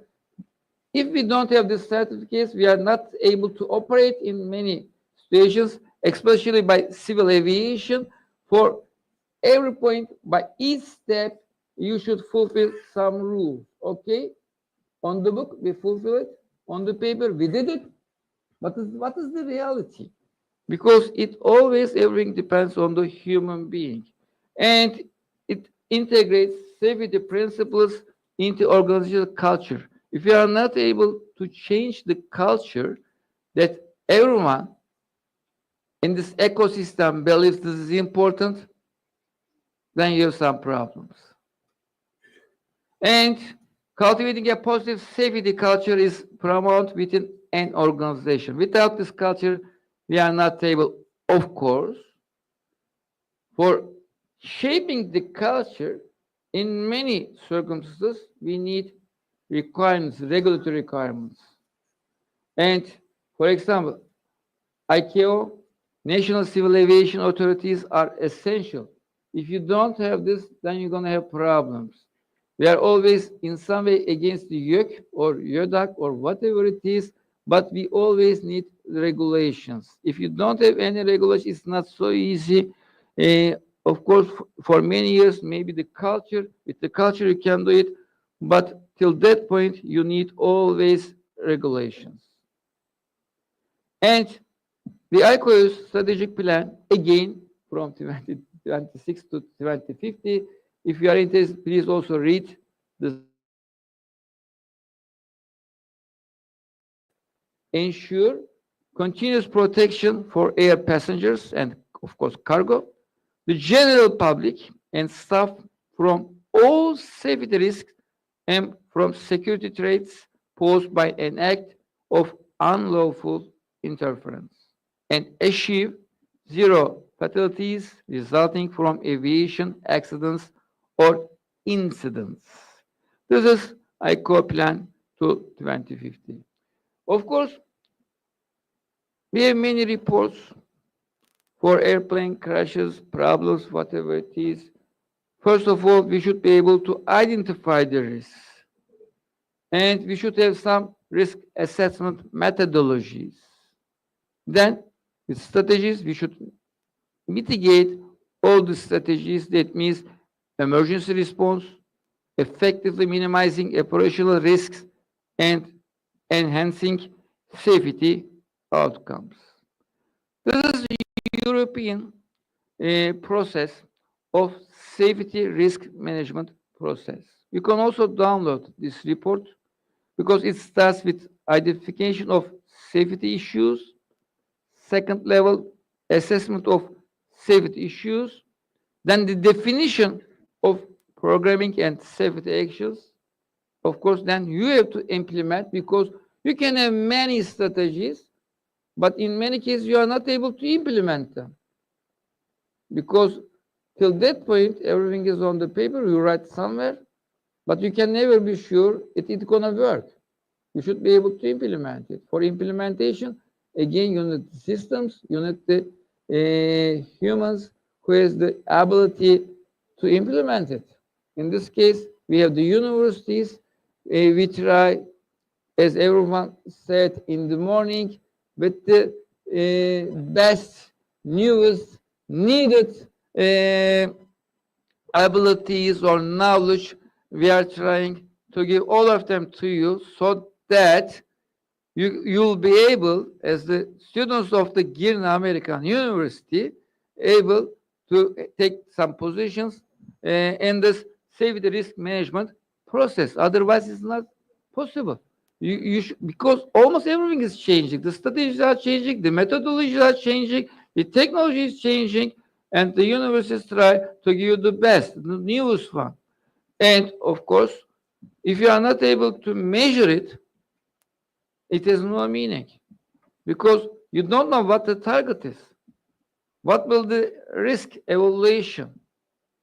If you are not able to measure it, you are never be able to manage it. That's the problem. Because at the beginning, we have always targets, and the targets show us if we are on the right way or we have any problems. Of course, there will be always problems. Don't worry, you are able to find the solutions because you got all the information, all the knowledge you have. Just believe in you. That's very important. And there are many emerging technologies. You heard it, Internet of Things, artificial intelligence, they find a way to reduce all the and sustainable aircraft design. This is important because we should think about it. We can do it. Never forget it. If you believe in yourself, you can do it. Because you have to find a way to change the shape of the airplane or the materials used in the airplane. I don't know, for many years you are using the airplanes, but at least where you sit in the airplanes are totally different if you compare it 20 years ago. And the shape of the airplanes are changing from the day. Because we have new technologies, we can measure it, we try different shapes, and from day to day, look to the cars. Many people, like in older days in Turkey, if they come from Germany, they come with Mercedes. Look the Mercedes in year 1980 and to look Mercedes today in 2020 is totally different. And please look the cars, almost all of them look like the same. because all the engineers are coming from the same universities, different, but we always teach the best one. They look like the same. Dr. Okay. Dr. Yozgat, sorry for 3 interrupting. minutes, I'm gonna finish it. Okay. Thank you very much. And if you are not able to manage the data, data analytics is also another different point, then you can never come to a solution. Of course, we said airlines, regulations, public perception, and non-governmental organizations are important. Everyone should take some responsibility. But there are a lot of barriers, at least the technological limitations. AI, for example, artificial intelligence. I am one of the students in 1990s. The AI was new, and I am one of the one which everyone is trying to teach you. I learned them that time. They said it's gonna change the whole world, but nothing changed. Of course, a little bit changed, but not totally. It comes again and again, and today now we have every technology, new technology has some limitations. Without you, without me, without us, this is not able to have. All the technology has some limitations. At the starting point, they said they can solve all the problems, but it is never possible. Also, in many cases, there are cultural differences. Again, please read the report about global aviation sustainability outlook 2025. Aviation specific risks. First level, variable cost, sustainable aviation fuels. We said we want it, but we don't have the solution. And also, the cost is very high. Number one. Number two, alignment of this SAF policy across regions and longevity of subsidies. How can make it? Maybe USA can begin it with China begin it, whole world. Third, the CORSIA, implementation of CORSIA. I'm going to give some details. Traceability, you should be able to follow it, measure it, what's going. And sustainability criteria, again for the SAF, effective for carbon pricing and emissions trading schemes. Wider risk, geopolitics. We don't know what's going to happen all around the world. Bankability and attractiveness of the aviation sector for this at the moment. Nobody knows. They put some tax for China products, changing governments, and competing priorities, climate resilience, growth, and also revenue. As I said, please look the report. After 5, it comes availability of cost, green electricity, hydrogen in infrastructure, availability of hydrogen and battery electric aircraft, geographical concentration of resources, because resources are in some countries, not all the world. That means war for this resources is another problem. And greenwashing and consumer skepticism. This is important. I look like green because this is also market for carbon emission. You can produce more carbon, give some money, you have some trees, implement somewhere against, but not in your country. Some countries are getting worse, some countries getting better. It's vice versa. This is a market, big market, and it's very important in the following years. And availability of carbon dioxide removals and out of sector carbon offsets. Okay, finally, they said more action across the value chain to convert stakeholders' cautious optimism into greater confidence in aviation's ability to meet in decarbonization targets. It's not so easy. We also take some roles in this moment. Thank you very much.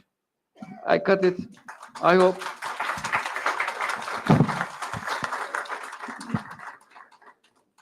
Okay, thanks a lot. I think the time is a little bit too late to ask some questions. Anyway, Is it I'm here. I can answer all the questions Yeah, during the tea time or lunch time. okay? Thank you. You're welcome. So the second one who is going to talk is Dr. Himmet, Karadal. Can I invite him? We see.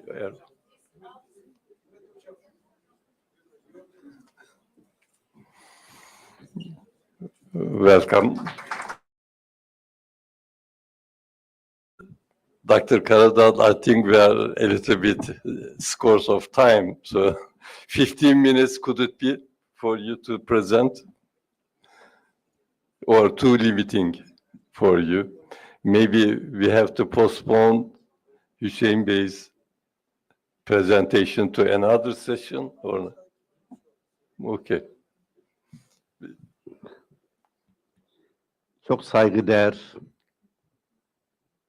yöneticilerimiz, rektörlerimiz, çok saygıdeğer bilim insanları, bildirileriyle, bilimsel çalışmalarıyla katılım sağlayan ve çok kıymetli öğrencilerimiz, Kuzey Kıbrıs Türk Cumhuriyeti'nde olmaktan büyük bir mutluluk etmek isterim. Hepiniz hoş geldiniz, sefalar getirdiniz.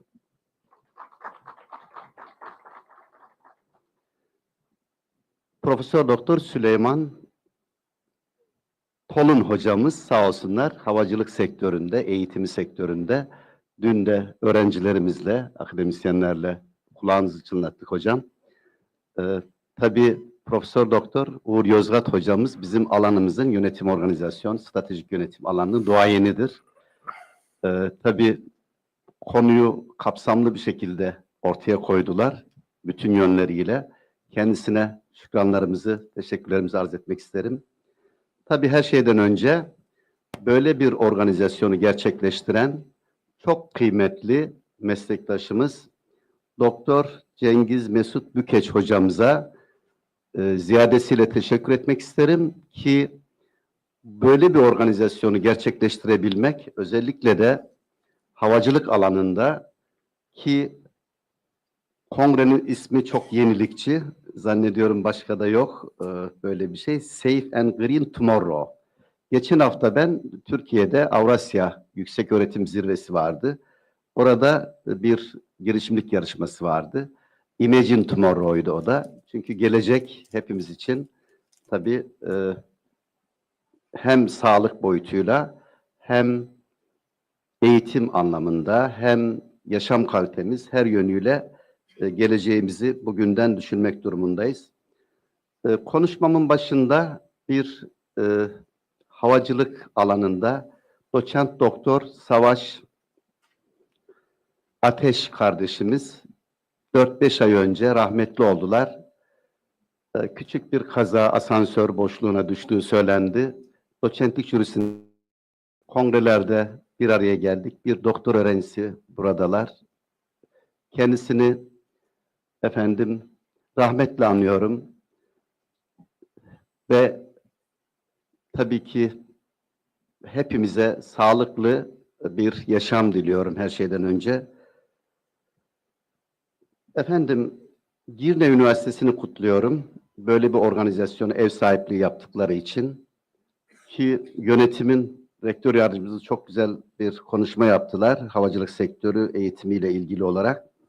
Yine sabah birlikte geldiğimiz arkadaşım, doçent doktor Semih Soran hocamız dönmek durumunda kaldılar. Onun da selamlarını size arz etmek istiyorum. Bir kere bu yapılan faaliyet her şeyden önce bir girişimcilik örneğidir. Girişimcilik denildiğinde sadece ticari faaliyetler akla gelmemeli. Cengiz Mesut hocamın böyle bir organizasyonu gerçekleştirmeleri gerçekten sıradan bir olay değil.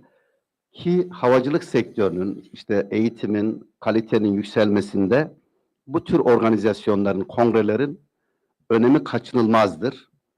Hocamla benim düzenlemiş olduğum EMİ Girişimcilik ve Sosyal Bilimler Kongresi'nin 10.sunda Romanya'da teşrif ettiler, destek verdiler.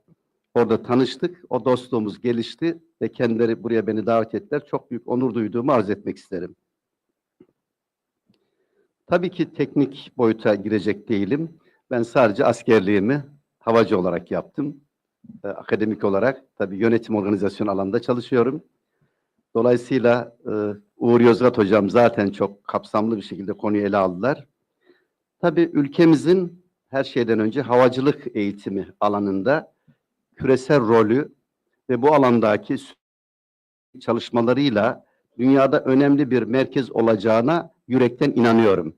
Gerek üniversitelerimiz, gerek havacılık alanındaki teknolojik gelişmelerimizle ki ülkemizin her şeyden önce stratejik coğrafi konumu, gelişmiş altyapısı ve eğitim kurumlarının katkılarıyla özellikle İstanbul merkez olmak üzere malum İstanbul, Asya, Afrika, Avrupa kesişim noktasında tabii küresel havacılık trafiğinde de merkezi konumda olmamızdan dolayı küresel havacılık eğitimi alanında önemli bir üs olacak niteliğe sahip ülkemiz. Hem üniversitelerimizin katkıları her şeyden önce, tabii ki Kuzey Kıbrıs Türk Cumhuriyeti'nin birlikte, Türkiye ile birlikte özellikle eğitim alanındaki başarıları malumdur. Kıbrıs'ın bu yönü çok bilinmez. Özellikle uluslararası akredite olmuş ve ortalamanın üzerinde eğitim kalitesiyle Kıbrıs çok önemli bir model esasında.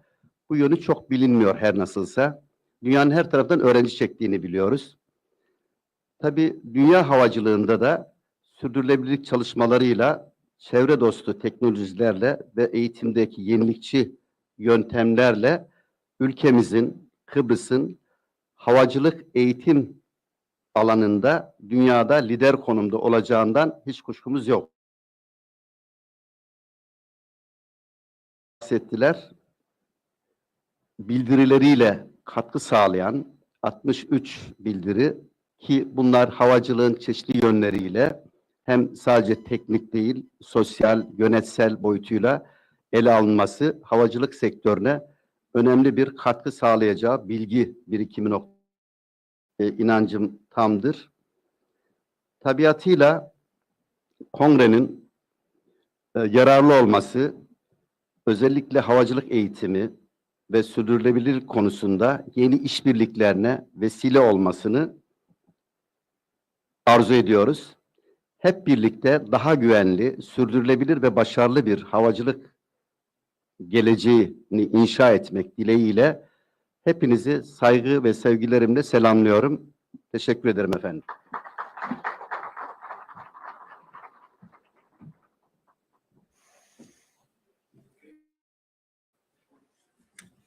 Okay, thank you for your presentation or contribution to our symposium.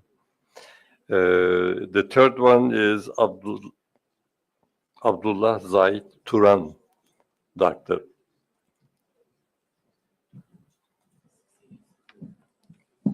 Okay, you can do a little bit, maybe 15 minutes. introduction to yourself and then continue. Okay.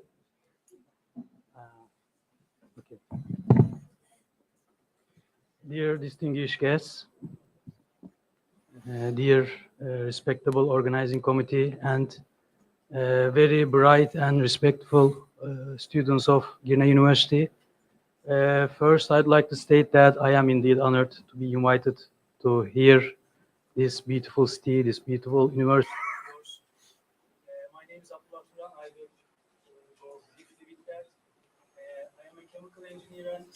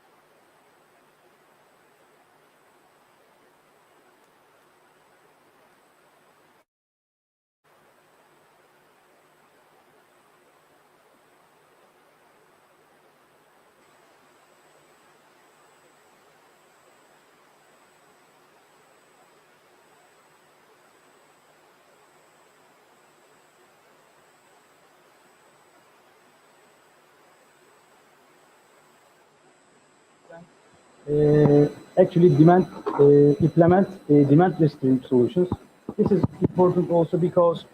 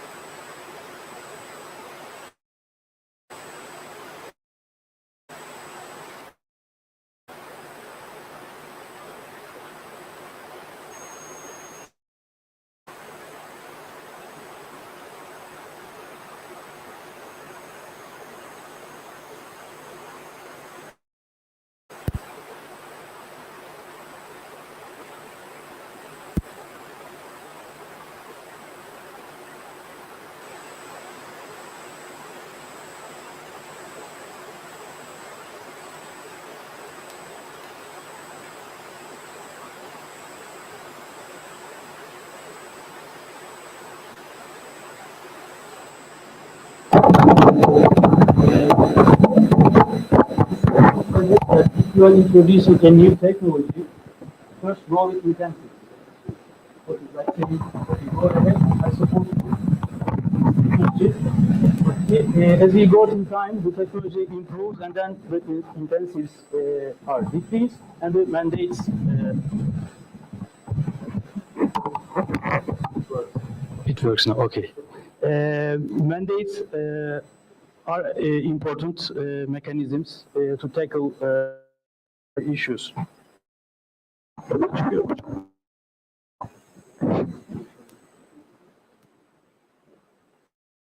When we have a closer look at EU renewable energy,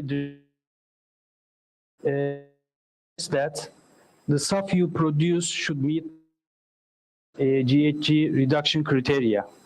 And other important parameters are you should use waste or you're not using renewable electricity, which is the case for. And do not intervene to food security. That is important issue. So when you are doing something good at some place, do not do something bad in another place. And a specific regulation is refuel. This is actually in correspondence with the fifth. This is a whole overall package. Sub-package regarding aviation is refuel EU. Here, SAF is identified as the most important tool to tackle with emissions. And there are very strict mandates under this regulation, as you see here. From 2025 till 2050, we have 2%, 6%, and up to 7%. What are these percentages? It says that if your plane taking off from a EU airport should uses an aviation fuel, and in that fuel there should be at least 2% of SAF, and it increases up to 70%. It's also argued to, the SAF demand cannot cope with these strict regulations. That is an argument, but EU so far seems very strict on that. So what are sustainable fuels? So far we talk about sustainable aviation fuels, sustainable aviation fuels. Basically, they are alternatives to conventional aviation fuel, substitutes of that fuel. I mean, like battery or hydrogen, but very similar to conventional jet fuel, Jet A1 fuel. And there are different categories. Aviation fuels are basically produced by, from the reaction of hydrogen plus captured CO2. Aviation biofuels, as the name suggests, it is produced from biofuels, and recycled carbon aviation fuels likewise produced from recycled streams. And another important issue with SAF is that the way you produce SAF should be a certified pathway. I mean, you cannot invent a method and say that, okay, I have a new SAF and it works fine. No, it has to be ASTM approved. And so far there are 10 production pathways. Some of them are very at low, very commercial level, and some of our like HEFA process is at a very high commercial level. And here the blend limit is very important too. You see up to 50 and up to 5. What does it say to us? It says that with this technology, the blend ratio, the amount of SAF you put into the conventional aviation fuel cannot exceed 50%.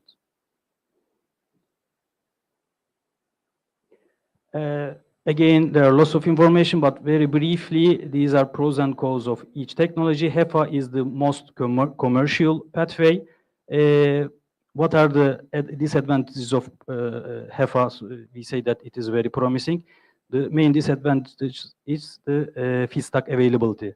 Since it mainly relies on waste oils, now it's a problem. Where will you find the amount of oil tomorrow to increasing SAF demand? That's indeed important question. But still, since it is the very promising one, main companies like Neste, Shell, Total works on this technology. And the market outlook, yeah, SAF is increasing. Okay, it's very good, but currently it's only account for less than 0.1% of all aviation fuel consumes, and I already mentioned that HEFA dominates here. The maximum amount is 50% blend, but there are ongoing research studies to increase it as high as to 100%. Okay, there are very good studies currently going on, but the current trajectory says that by 2030, it will only meet the 3% of jet fuel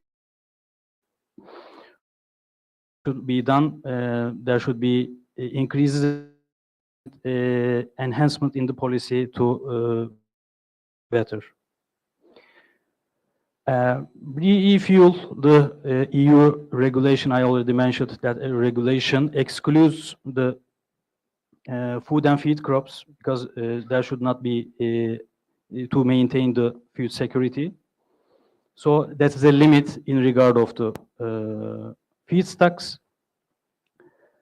But ongoing research and development studies on advanced biofuels can unlock more abundant and cheaper feedstocks. And in the longer term, this is an important issue. Synthetic fuels are indeed promising because, actually I will get to that. Yes, I already got to it. Here places the synthetic fuels. This is a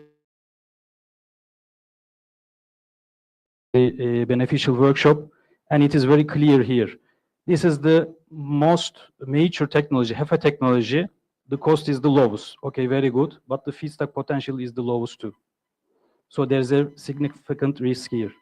And in terms of feedstock potential, synthetic fuels are very good, are at a very good place, but the cost is very high.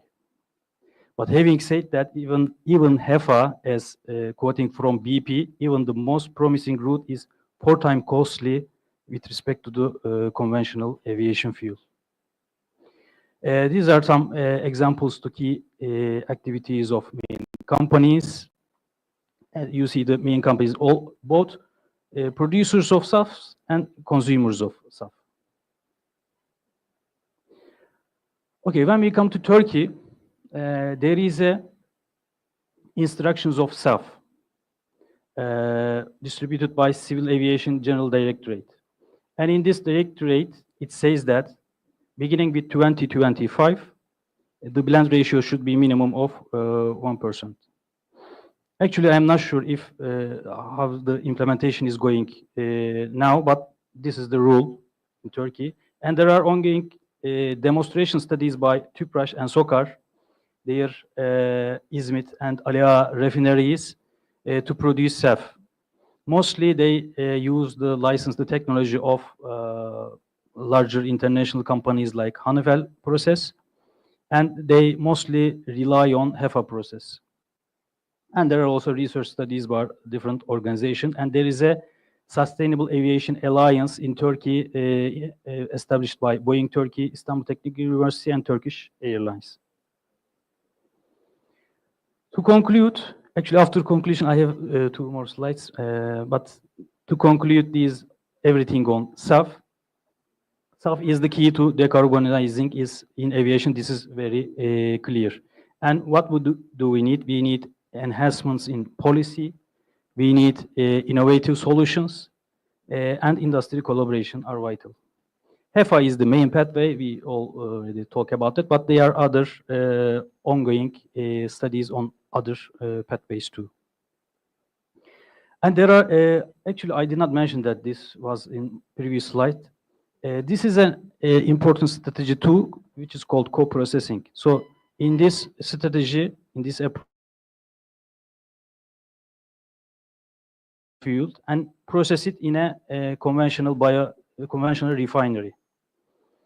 This is not, at the end of the day, you do not have SAF, but something with low carbon intensity. And other technologies are at lower TRL levels. And finally, I'd like to mention about our project we are conducting at TÜBİTAK. At TÜBİTAK Marmara Research Center, we are coordinating a European project on sustainable aviation fuels. And the main process here is algae-based biofuel value chain. So we try to develop the whole value chain, beginning from algae to the end fuel.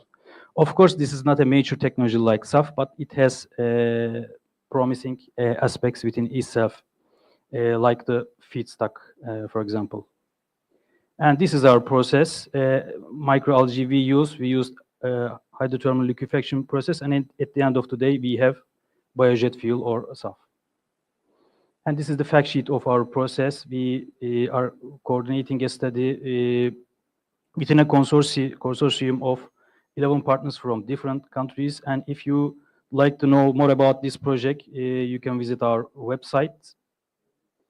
And if you have any questions, you can ask me or you can connect with me. I'd be more than happy to help you. Thank you very much. Okay, thank you, Dr. Turan. You have made a good survey for the sustainable aviation fuels, but there is one thing that's important, I think, the temperature effect, the emissions from the airplane contrails in the high level of atmosphere, or what we can say in the lower layer of stratosphere. They increase the temperatures, not in a pure way, so the temperature is also affecting the environmental cases. However, I think there is not much study done on that one still. Yeah, at least from our side, we mostly concentrate on the fuel itself. Yeah. Thank you. Is there another one who wants to ask any questions, or later on at the back could it be hearable? The world's biggest economy and President Trump, on his inauguration, he said, "Drill, baby, drill." So, are all these projections that you're putting forward, are they down the drain? Yeah, I think good point. We don't know that. In the EU landscape, there is no change. They are still trying to commit to what they promised in the first place. But I don't know what will go with USA. I mean, it's something regarding policy, and everything might change. But from a researcher perspective, what we have to do is clear. Go with this. One more question, I think we can take you. When we look at the literature, most of the people and researchers mostly pay attention to only dimension of the environment of the sustainability, but especially the corporate sustainability has a economic, then environment, social, and governance dimensions. My last article, I studied the corporate sustainability of the 15 international airlines, from the Indigo to American Airlines, also Turkish Airlines. When we look at the first topic in sustainability, the passengers and employees' safety and security is the first topic in sustainability. Climate change, or the reducing the carbon emission, is in the third or the fourth role. At the green part. Yes. For example, the cyber security, another subject, or employer health and security. When we look at the sustainability reporting of all the international airlines, the first one is safety and security, then the environmental. On the other hand, the governance in Turkish yönetim is very important, especially in the aviation. So aviation now is under the social and community pressure because of the negative environmental consequences. On the other hand, I think that the sustainable aviation usage ratio is very, very low. For example, in American Airlines sustainability reports 2 years ago, the usage is only 0.1% all the consumption.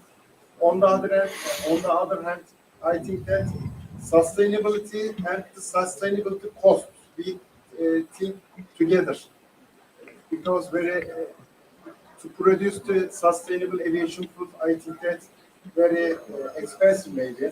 So we have a more route for sustainable aviation to 2050. Okay, I think you are putting it in the first classification, the first safety, I think you want to mention. Okay, I think, do you have anything to say, Dr. Turan, or thanks a lot for your contributions. I think you are going to get a plaque or...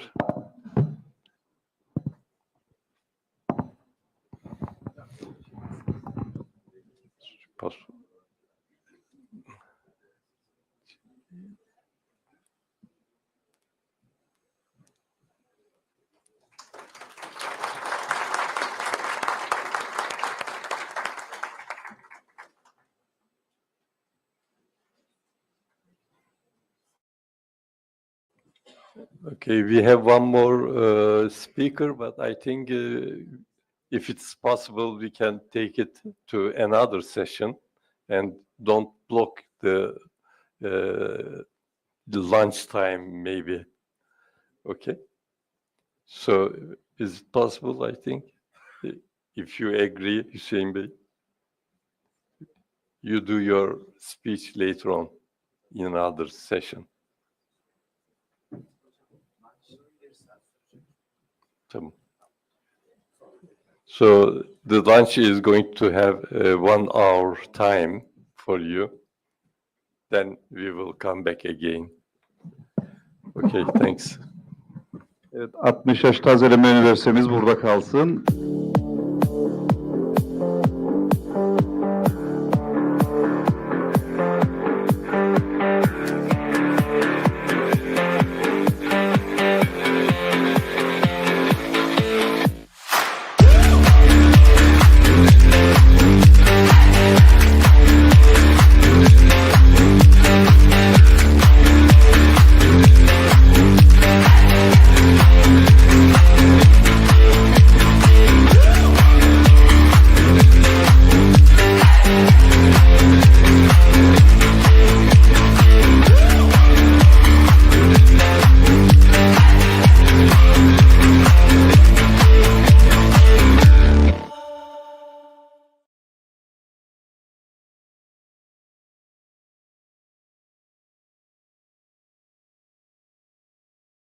Hayat hızla akıyor ve biz bu hızı seviyoruz.